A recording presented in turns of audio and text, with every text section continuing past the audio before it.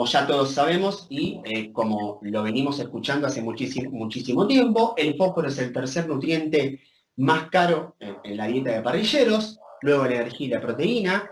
Es muy importante que sigamos teniendo en cuenta que es un recurso no renovable, ¿sí? Algunos hablan de 70 años, 80 años, 100 años. Por lo tanto, si logramos aportar una calidad adecuada de esta fuente, ¿sí? Vamos a estar reduciendo esa cantidad de fósforo que estamos eliminando hoy en día al medio ambiente. Y es muy importante que tengamos en cuenta esto, ¿sí? Nosotros tenemos que tratar de eliminar la menor cantidad posible de fósforo al medio ambiente. ¿Y esto cómo lo vamos a hacer? Con una fuente de calidad. Les pido por favor si pueden silenciar los micrófonos. Y para minimizar estas concentraciones de fósforo, que nosotros queremos tratar de cada vez bajarlos más, aunque nosotros seamos, y esto se sabe, una empresa productora de fosfatos para nutrición animal, nosotros queremos minimizar esas concentraciones de fósforo en las dietas. Para esto va a ser vital que formulemos con un correcto balance de calcio-fósforo y que llamemos a cada término por su nombre, ¿sí? Digestible, digestible, disponible, disponible, etc. Por eso, conocer las fuentes de fósforo nos va a dar mayor seguridad al momento en que nosotros querramos formular. Y para mí es muy importante que tengamos en claro la cantidad de fósforo fítico de cada ingrediente, porque esto es lo que nos lleva a optimizar el uso de nuestras fitasas, nos lleva a poder tomar el máximo potencial de aquellas fitasas y para que evitemos interacciones de calcio-fósforo que sean negativas. Entonces, para dejar un poco de lado la introducción y para ya comenzar con lo que es la presentación en sí, para lo que es el núcleo de la presentación, este es el temario por donde vamos a recorrer hoy en día este seminario de fósforo digestible y tablas. Vamos a dar una breve definición, recordatorio de fósforo digestible,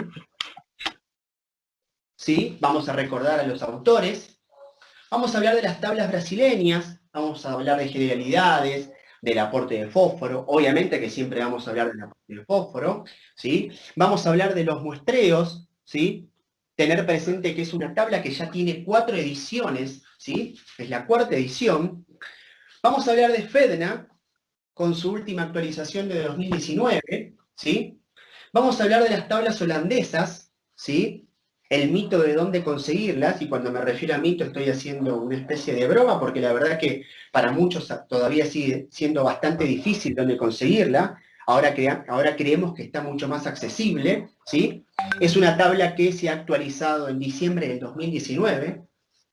Y vamos a hablar por último de aquellas determinaciones que nos ayudan a poder llegar al fósforo digestible de una manera concreta y cierta, ¿sí? Como es la rama europea de la World Poultry Science Association, el grupo de trabajo número 2, vamos a hablar un poco de Marcus Rode-Hutschor.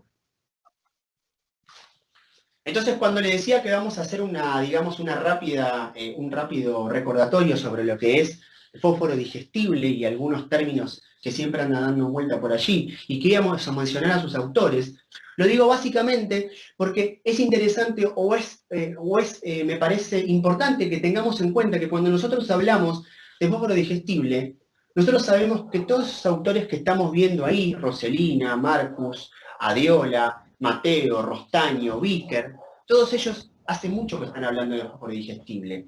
Y todos van a llegar a un acuerdo y van a saber que tenemos que usar fósforo digestible, que no hay otra situación o que no hay otra forma de trabajar hoy en día que no sea con fósforo digestible. Entonces, recordemos, cuando nosotros hablábamos de disponible, ¿sí? Lo que estamos haciendo es comparación de valores en términos relativos, ¿sí? Cuando hablamos de fósforo no fítico, estamos hablando de total menos fítico. No estamos hablando de fósforo disponible, como bien lo hice después. Fósforo disponible no es fósforo no fítico, ¿sí? Y como esta no es una presentación que vamos a hablar sobre todo esto, lo podemos dejar o para presentaciones posteriores o después para hablar, para charlar en privado. Y fósforo digestible básicamente es la proporción del fósforo total de la dieta que no se recupera en heces, que requiere de estudios in vivo y que cuando nos referimos a fósforo presecal, nos estamos refiriendo a aquel que no es recuperado en ilion terminal. Entonces, dicho esto, y teniendo ya, haciendo como una especie de breve repaso sobre lo que eran las definiciones y más que nada de digestible, lo que vamos a ver hoy es las tablas brasileñas, las tablas holandesas y las PEGNA. Vamos a empezar a hablar un poco sobre las tablas brasileñas para aves y cerdos, que la última edición que tienen la gente de Viçosa es del año 2017, en donde básicamente cuando hablan de fósforo, ¿sí? Y todos los datos fueron tomados de las tablas, claro está, básicamente cuando hablan de fósforo, ellos hablan de una medición de fósforo total, proporcionado por Avevista, medición de fósforo fítico, también proporcionado por Avevista, hablan de un fósforo no fítico de los ingredientes vegetales, considerado como fósforo disponible y 100% de disponibilidad, ¿sí? Y obviamente que para los ingredientes de origen animal, el fósforo disponible fue considerado como 100% de disponibilidad, ya que obviamente no tiene fósforo fítico. Entonces, vamos viendo cómo de a poco vamos a ir encontrando pequeñas diferencias entre una u otra, pero que básicamente es al final quienes ustedes son los que van a tener que tomar la decisión de cuál elegir. En lo que tiene que ver a los fosfatos, ¿sí? La determinación de la disponibilidad de los fósforos y los fosfatos fue realizada de forma comparativa. Y cuando hablamos de forma comparativa, básicamente lo que estamos diciendo es que es la biodisponibilidad relativa. Esta biodisponibilidad relativa que usa la gente de Viçosa es una metodología que compara el fosfato que quiere analizar con una fuente estándar. En este caso, las tablas brasileñas para aves y cerdos hablan de una fuente estándar, o como lo vienen hablando hace muchísimo tiempo y años en Brasil, del dicálcico, ¿sí? Y atribuye un coeficiente de disponibilidad del 100%. Por lo tanto, todo lo que nosotros vamos a ver, en este caso de los fosfatos, va a estar referido siempre a un fosfato dicálcico valor igual 100. Entonces, cuando nosotros vamos a materias primas, ¿sí? No a fuentes inorgánicas, vamos a estar viendo, y en este caso les aclaro, yo tomé como ejemplo para las tres tablas maíz y harina de soja, como no para discutir sobre el aporte de fósforo o de digestibilidad de cada uno, sino como para tomarlo, digamos, como un patrón de comparación para las tres tablas, ¿sí? Entonces, vemos que fósforo disponible, las tablas brasileñas lo comparan, hacen fósforo total menos fósforo fítico. Para fósforo total, toman un número de muestras, ¿sí? Que es de 9, básicamente para una materia prima que es muy importante para la nutrición de aves y cerdos. Y el fósforo fítico toma un N de 70. ¿Y cómo determinan el coeficiente de digestibilidad o biodisponibilidad? Ok, toman una muestra de 1, ¿sí? Y obviamente lo que es la parte de las tablas brasileñas van a encontrar la valoración del fósforo total, el fósforo fítico, como ya lo dijimos, y en este caso el fósforo disponible, ¿sí? Que va a ser la diferencia entre el total y el fítico. Lo mismo sucede para la harina de soja, en este caso encontramos un N que va más allá de las 9 como maíz, que es 25, y lo mismo para el fósforo fítico. Pero también encontramos un coeficiente de digestibilidad de un N igual 1. Y cuando tenemos que referirnos a las fuentes inorgánicas, ¿qué es lo que pasa? ¿Qué es lo que estamos viendo? Entonces recordemos lo que ellos mencionan en las tablas. Se hace una estimación relativa, se hace la biodisponibilidad y se toma al estándar, al fosfato bicálcico, ¿sí? Al DCP igual 100. Entonces cuando vemos la tabla de las fuentes inorgánicas, de macro y microminerales para aves y cerdos, vamos a ver, exactamente como lo menciona en las tablas brasileñas, que le asignan un valor de 100 al fosfato bicálcico, que es su estándar, como aquí está escrito, ¿sí? Entonces, luego de la valoración total de calcio y fósforo, y de asignarle un valor de 100 al fosfato dicálcico, el resto de los fosfatos va comparándose en base al estándar del dicálcico. Pero nosotros tenemos que tener presente que los valores que van surgiendo de ahí, realmente la mayoría, ya sea como el monocálcico, el monodicálcico o el monosódico, son valores que nos están dando más de 100. Por lo tanto, son valores fisiológicamente ilógicos, porque no podemos tener un producto 101% digestible o 105% digestible. Porque además, otra cosa que tenemos que tener en cuenta es que podemos estar de acuerdo o tenemos que estar de acuerdo que de esas fuentes que estamos viendo ahí, la fuente más digestible en el mercado es un fosfato monosódico. Después nosotros podemos discutir cuán digestible es, si es 90, si es 95, si es 82, 83, pero no podemos pensar que un monocálcico, que es la fuente que le sigue en digestibilidad, sea menos digestible que un monobicálcico. ¿Se entiende? Porque si bien un monodicálcico tiene una mezcla de dicálcico y monocálcico, tenemos que tener presente, o sea, por esa variabilidad, que puede ser más o menos digestible, pero es muy difícil que sea más digestible que un monocálcico. Entonces también tiene que seguir una valoración lógica, unos valores coherentes de digestibilidad. Eso es en lo que respecta a las tablas brasileñas para aves y cerdos del 2017. Cuando nos toca el turno de analizar o de tratar de comparar las tablas FEDNA de composición y valor nutritivo de los alimentos, nuestros colegas de España, ¿sí?, cuando hablan del fósforo, dicen, nosotros obtenemos los datos de centros de investigación españoles, ¿sí? Y los completamos ¿con qué? Con la tabla de CDB de Holanda, el INRA Francia, Atlas Premier ingleses, NRC americanas, las tablas brasileñas de aves y cerdos, Sedna, Disteo, Evonik, Ajinomoto, entre otros, ¿sí? Entonces lo que nosotros estamos viendo aquí es que FEDNA básicamente, ¿sí?, toma de centros españoles y además se nutre del resto de otras tablas. ¿Y cómo habla de la digestibilidad del fósforo para distintos fosfatos comerciales? Hace una valoración relativa y pone como patrón al fosfato monosódico para todas las especies y le asigna un valor de 100. ¿Correcto? Entonces tenemos dos lugares o tenemos dos sitios en donde podemos encontrar la valoración del fósforo de, ya sea, como les dije antes que íbamos a hablar, del maíz y la harina de soja y de las fuentes inorgánicas.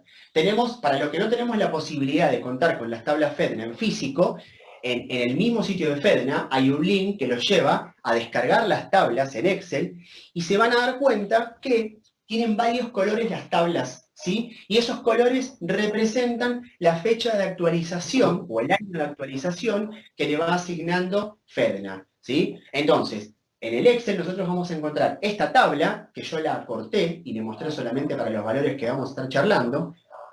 Entonces vamos a ver cómo ellos trabajan con un valor de fósforo total, un valor de fósforo fítico, y en el caso del maíz y de la soja, hablan de una diferencia del valor del fósforo disponible en aves, hablan de una diferencia entre el fósforo total y el fósforo fítico, a diferencia de lo que existe con las fuentes inorgánicas, ¿sí? Con las fuentes inorgánicas se sigue otro criterio, porque si nosotros pensásemos que el fósforo disponible es el total menos el fítico, este valor acá debería ser, del fosfato dicálcico anhídrico, debería ser del 19%, y no lo es del 14,30. Por lo tanto, FEDNA está asignando, en comparación con el monosódico valor 100 o coeficiente 1, lo mismo como estamos viendo acá, lo que estamos viendo es una valoración del resto de los fosfatos en comparación con el fosfato monosódico o de mayor digestibilidad o disponibilidad en el mercado. Por lo tanto, el que le sigue es el monocálcico, luego el monobicálcico, pasamos por el bicálcico dihidratado y finalizamos en este caso con el bicálcico anhidro. Lo mismo sucede para la digestibilidad, ¿sí? Obviamente que no tenemos una digestibilidad del 100% del monosódico, pero también se guarda la relación, ¿sí?, de lógica o de coherencia entre los distintos tipos de fosfato. Entonces, el año pasado estuvo Gonzalo Mateos dando una conferencia sobre fósforo en Argentina y me parece muy claro lo que él decía, porque él decía, nosotros podemos diferir en si un monocálcico es 81% digestible, 82, 83 u 80. O que el monocálcico es 80 en vez de 84. Pero lo que no podemos, ¿sí? Disculpen, por favor, ¿se puede silenciar el micrófono? Pero lo que no podemos, obviamente, diferir es en que los fosfatos guardan una correlación de digestibilidad o de aprovechamiento. ¿Correcto? Entonces vamos a ver que las tablas lo que tienen en su interior es el coeficiente de digestibilidad del fósforo, hablando del estudio comparativo, ¿sí? Entonces muestran cómo el monosódico, que dicho por FEDNA, este valor de 22.5 lo tienen que corregir.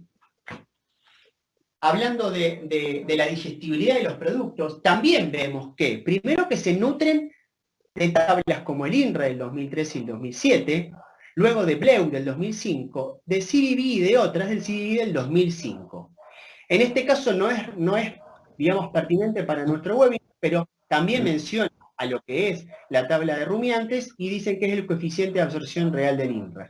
Pero, volviendo a monogástricos, vemos cómo también se guarda un patrón. Y vemos que el monosódico es más digestible que el bicálcico hidratado, o yendo en orden, el monosódico es más digestible que el monocálcico que el monobicálcico, y así con el resto de los otros fosfatos, ¿sí? Entonces, otra vez, podemos diferir del número, pero sí debemos guardar una correlación.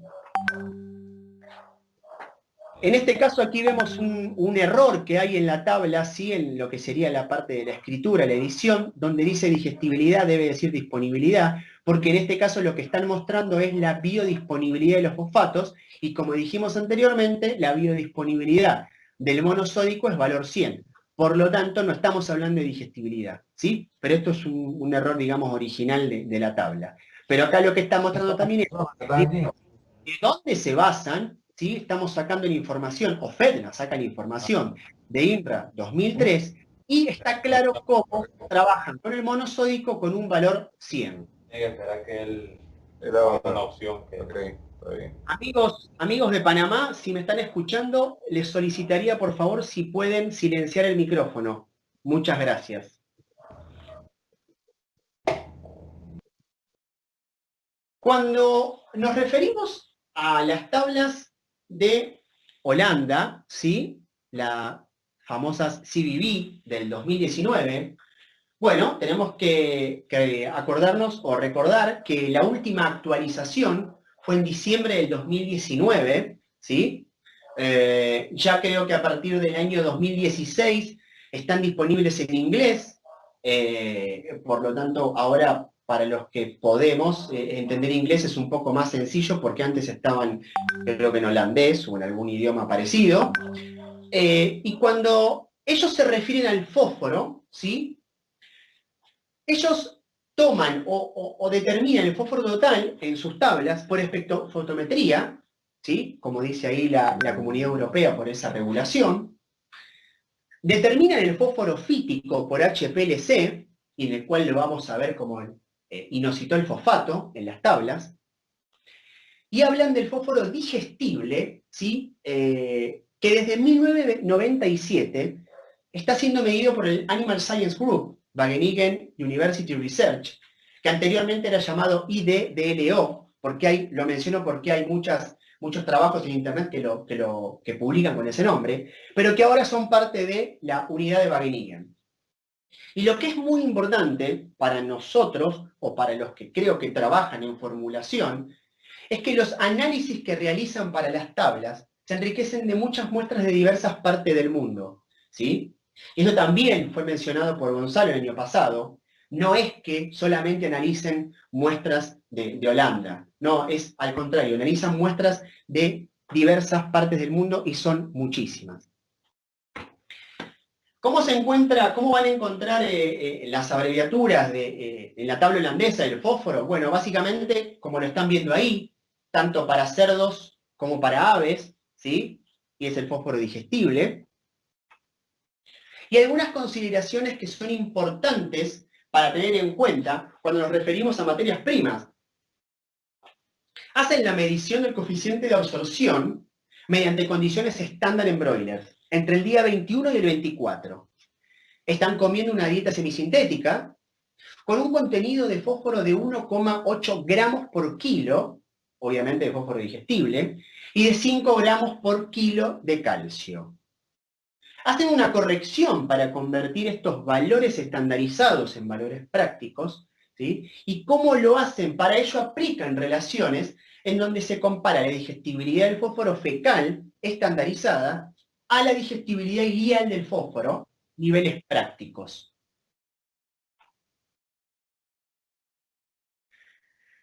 Entonces, cuando tenemos que ir a buscar la información en las tablas de Holanda, ¿sí?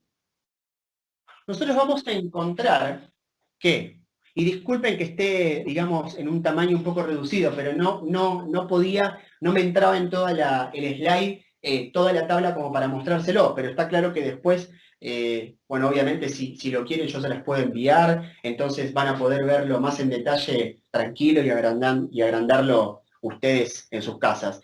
Pero lo que vamos a ver acá es como Holanda, en el caso de maíz, habla de minerales en gramos por kilo. Ojo acá, no se confundan, no estamos hablando de porcentajes, sino estamos hablando de gramos por kilo. Nos muestra una media de los valores y también nos muestra su desviación. Por ejemplo, acá nos va a decir que el fósforo tiene 2,5 y vemos cómo el inositol fosfato tiene 2,1 para el maíz. Y algo interesante que no van a encontrar en la tabla, obviamente, porque ellos no trabajan así o no tienen ese concepto, no van a encontrar un valor de fósforo disponible, porque obviamente ellos hablan de ¿qué? De fósforo digestible. ¿Y dónde vamos a encontrar eso, el valor de fósforo digestible? En el coeficiente de digestibilidad, en porcentaje. Vamos a ver que, por ejemplo, para cerdos, a modo informativo, perdón, me fui para atrás, van a ver que en este caso van a encontrar la información del coeficiente de digestibilidad en cerdos, ¿sí? Y van a encontrar también diferenciado gallos o gallinas para lo que es la digestibilidad del fósforo en aves, lo mismo que para broilers o aves más jóvenes, ¿sí? La misma situación se va a dar para la soja, minerales en gramos por kilo, el contenido de fósforo, acá tenemos el inositol fosfato o el fósforo fítico, ¿sí? Y también vamos a ver que tenemos el coeficiente de digestibilidad para gallos o gallinas y luego el coeficiente para broilers o parrilleros, ¿sí? Cuando nos vamos a lo que es la parte de fosfatos, las tablas holandesas tienen una tabla específica para las fuentes inorgánicas, ¿sí? Y en ese caso, en lo que es la última actualización, ellos trabajan con la digestibilidad hecha para aves y con la digestibilidad también hecha para cerdos. Entonces, ¿qué es lo que vamos a encontrar? Vamos a encontrar, por ejemplo, un 91% de digestibilidad para un fosfato monosódico, un 85% de digestibilidad para aves de fosfato monocálcico, y luego vamos a encontrar monodicálcico con 79 y bicálcico dihidratado con 78. Pero ¿qué es lo interesante acá que me gusta a veces marcar en una tabla holandesa? Que cuando hablan de cerdos y ponen el coeficiente de digestibilidad, que claramente acá tenemos la media, nosotros vamos a encontrar que también ellos nos informan la variabilidad, el mínimo y el máximo. Y cuando hablamos de la variabilidad, a mí me gusta charlar sobre el monobicálcico, porque ustedes recuerden que un monobicálcico es un fosfato que está compuesto, o que debe estar compuesto, como mínimo, por 50% de fracción monocálcica, y como máximo, de 75% de fracción monocálcica. Porque si es más de 75, tendríamos que estar hablando de un producto que es un monocálcico. Y si es menos de 50, tendríamos que estar hablando de un fosfato bicálcico directamente. ¿Y cómo podemos determinar esto que lo vamos a ver después? Básicamente por un análisis que nosotros llamamos la solubilidad de fósforo en agua. Pero después vamos a hablar un tiempito cuando lleguemos a ese slide. Pero entonces, si yo tengo que un monobicálcico puede ser entre 50 y 75% monocálcico, lo que también me está diciendo es que yo puedo tener una variabilidad. Y si bien en este caso, Holanda nos está mostrando que la media de digestibilidad para cerdos es del 82%, tenemos que tener claro que puede ser una muestra de 74% o una muestra de 87%. Obviamente son ustedes los que van a decidir cuál es el valor de digestibilidad que yo voy a tomar. Pero tenemos que ser conscientes de que la variabilidad es grande. Y ahí es donde quiero apuntar con un producto, por ejemplo, como un monodicálcico, que se van a dar cuenta que no sucede tan así con un monocálcico, que la variabilidad es mucho menor. Entonces, llegando al punto de comparar las tablas, ¿sí? Si yo tuviese que poner básicamente las ideas principales de las tres tablas, ¿qué es lo que yo mostraría? Básicamente es lo que estuvimos charlando.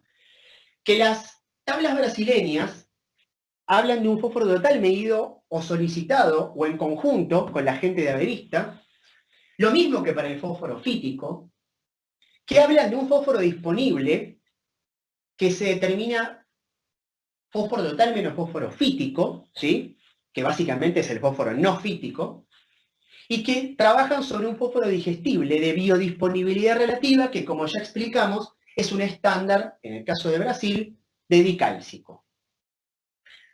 Si hablamos de las tablas FEDNA del 2019, la última actualización, vamos a encontrar que tanto el fósforo total como el fósforo fítico es, por centros de investigación españoles, más información que ellos van a aportar de Adiseo, de Ajinomoto, SEDNA, las tablas holandesa, INRA, NRC, etcétera, como ya los vimos, y que el fósforo disponible ellos trabajan por la biodisponibilidad relativa, pero a diferencia de lo que sería las tablas brasileñas del 2017, trabajan con un estándar monosódico valor 100. Y por último, las tablas holandesas del 2019, tenemos que el fósforo total lo calculan por espectrofotometría, que el fósforo fítico lo calculan por HPLC, que el fósforo digestible hacen la digestibilidad presecal, ¿sí? Grupo de trabajo número 2 de Rode-Hutchison, pero ven que en ningún momento hablan de fósforo o no fítico o fósforo disponible, ¿sí? Directamente hablan de fósforo digestible. Y cuando yo le dije que íbamos a pasar un poco por las evaluaciones o las determinaciones como para poder tener en claro cuál es cada una de ellas, es importante saber que hablamos de tres formas de evaluar un fosfato. Como está en el trabajo que ahí ven a la derecha arriba, que después van a ver en otro slide, ¿sí? Tenemos tres tipos de determinaciones. In vitro, que nos ayuda en general a conocer la calidad de los productos, algunas técnicas un poco más viejas que otras, ¿sí? Y acá volvemos un poquito quizás al tiempo de la adaptación, tenemos que ayornarnos también, disculpen, en cuanto a la valoración, a nuestro sistema de calidad para evaluar los fosfatos. La solubilidad del fósforo en agua, creo que de esas tres in vitro es la que me parece más apta para poder trabajar, o para ver, por ejemplo, qué cantidad de monocálcico puro hay en un fosfato, ¿sí? Hablando, por ejemplo, de un monodicálcico o de un monocálcico. Hace mucho tiempo se utilizaba la solubilidad en ácido cítrico, que básicamente se usaba para emular el pH del TGI, ¿sí? El pH ácido del TGI.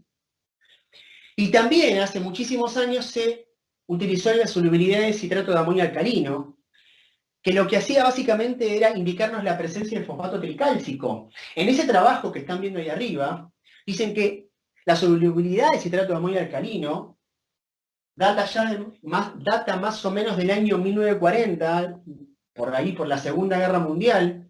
No soy tan bueno en historia, espero no equivocarme. Porque ante la escasez mundial que había de fuentes inorgánicas para nutrición animal, se comenzaron a utilizar cualquier tipo de fuentes. Entonces tuvieron que diseñar un método, una metodología, que les determine, que les diferencie, por ejemplo, entre un tricálcico, que normalmente se usaba para uso agrícola, de un producto que querramos usar para nutrición animal. Estas técnicas, la verdad que en ningún momento nos van a poder determinar la digestibilidad del producto que nosotros queremos utilizar en las dietas. Pero de estas tres técnicas, yo me inclinaría por tratar de trabajar con solubilidad de fósforo en agua, porque nos ayuda de alguna manera a evaluar cualitativamente distintos tipos de fosfatos. En cuanto a las técnicas cualitativas, recordemos que está la biodisponibilidad relativa, ya lo mencionamos, se usa un estándar, ¿sí? Y el problema de que no está unificado es, por ejemplo, lo que está sucediendo en Brasil, que usan estándar dicálcico 100, o que un laboratorio usa otro estándar como dicálcico 100, o que INRA comenzó a usar al principio monocálcico y ahora usa monosódico, o que FEDNA trabaja con monosódico. Entonces, no está unificado eso. Tampoco en ningún momento nos va a servir esta información para hablar de la digestibilidad de los fosfatos, como dice Craig y Kuhn en un trabajo de ya hace casi 20 años. Y en cuanto a las técnicas cuantitativas, tenemos a la determinación del fósforo enofítico y a la digestibilidad.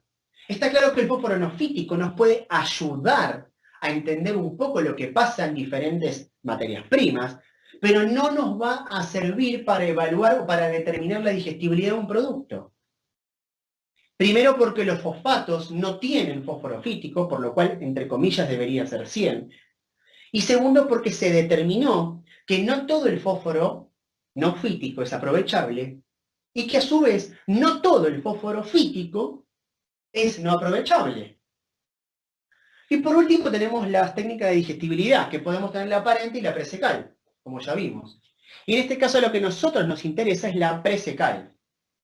¿Por qué? Como dice Rode Hutchcore en el 2012, esta técnica puede desarrollarse como una herramienta para medir la disponibilidad de fósforo. Y tengan en cuenta que cuando Marcus Rode Hutchcore, Roselina, Adiola, Bicker, Rostaño, Mateos hablan de disponibilidad en sus trabajos, estén seguros que no están hablando del concepto antiguo de total menos fítico, sino que están hablando de lo que queda ya disponible para que el animal pueda absorber. Entonces, esta técnica puede desarrollarse como una herramienta para medir la disponibilidad, ya que tiene la ventaja de ser menos sensible a los niveles de fósforo en la dieta que otros enfoques. Y es muy importante porque una eminencia acá nos está diciendo que tenemos que tener la tranquilidad de que esta técnica nos va a servir para trabajar y para encontrar la digestibilidad del fósforo de los productos que nosotros querramos buscar. Este es el trabajo el que les mencionaba, está disponible en internet y si no lo encuentran me lo pueden solicitar, que se los puedo enviar, ¿sí? Que es Determination and Estimation of Phosphorus Availability in Growing Poultry and the Historical Development. Ahí hablan, por ejemplo, de el histórico método de la solubilidad de citrato de amonio alcalino. Y cuando nos referimos a la digestibilidad presecal, básicamente para mostrarle de dónde se determina, el grupo de trabajo número 2, allá por el 2009 más o menos, empezó a trabajar con esta técnica, ¿sí? De la rama europea de la World Poultry Science Association. Se toma el contenido del ilion terminal y se analiza la digesta. Como ya les mencionaba en Yara, a nosotros nos gusta, o por lo menos nuestra visión, ¿sí?, es alimentar al mundo responsablemente.